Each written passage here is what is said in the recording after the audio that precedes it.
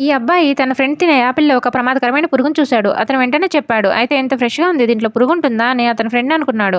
దాన్ని కొరికాక లోపల ఒక పురుగు కనిపించింది. అతను భయంతో వణికిపోయాడు.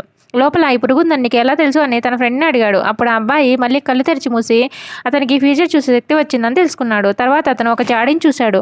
తన పవర్‌తో జాడీ వాల్యూ $1,000,000 అని అతను తెలుసుకున్నాడు. దాని విలువ ఎంత అని తన ఫ్రెండ్‌ని అడిగాడు. అతను దాన్ని $100కి తీసుకున్నాను. నీకు కావాలంటే $50కి ఇస్తాను అని చెప్పాడు. అతను వెంటనే $100 తీసి తన ఫ్రెండ్‌కి ఇచ్చాడు. ఆ జాడీ ఎందుకు అని అతని ఫ్రెండ్ అడిగితే తను నవ్వి అక్కడి నుంచి వెళ్ళిపోయాడు. నెక్స్ట్ డే రోడ్డు పక్కన ఒక యాంటిక్ షాప్ తెరిచాడు.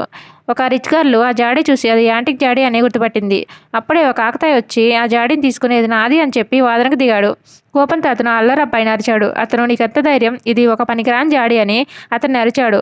అప్పుడు ఆ అమ్మాయి ఆ జాడీని $1,000,000 కొనడానికి సిద్ధంగా ఉన్నాను అని చెప్పింది.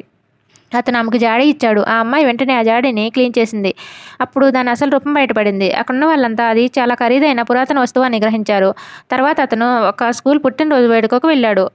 అతను ఈ మధ్య ఒక యాంటిక్ షాప్‌ని ఓపెన్ చేశాడని వాళ్ళు తెలుసుకున్నారు. అందరి ముందు అతన్ని అవమానించాలని ఆ రిచ్ అతను ఒక స్టవ్‌ని బయటకు తీసి దాన్ని అంచనా వేయమని అడిగాడు. అప్పుడు ఆ అబ్బాయి ఆ స్టవ్ కనీసం 1000 ఇయర్స్ బ్యాక్‌ది అని తెలుసుకున్నాడు.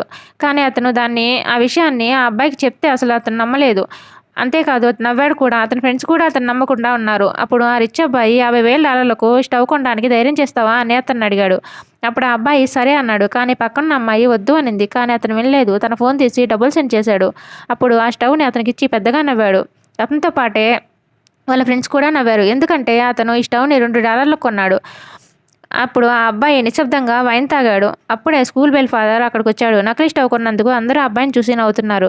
స్కూల్ బెల్ ఫాదర్ స్టవ్‌ని ఇంట్రెస్ట్‌గా పరిశీలించాడు. ఈ స్టవ్ ఒక యాంటీ పీస్ అని అతను కనుక్కున్నాడు. అందుకే అతను దాన్ని $10,000,000 ఇస్తాను నాకు ఇవ్వు అని అడిగాడు. అది విని ఆ రిచ్ అబ్బాయి ఆశ్చర్యపోయాడు.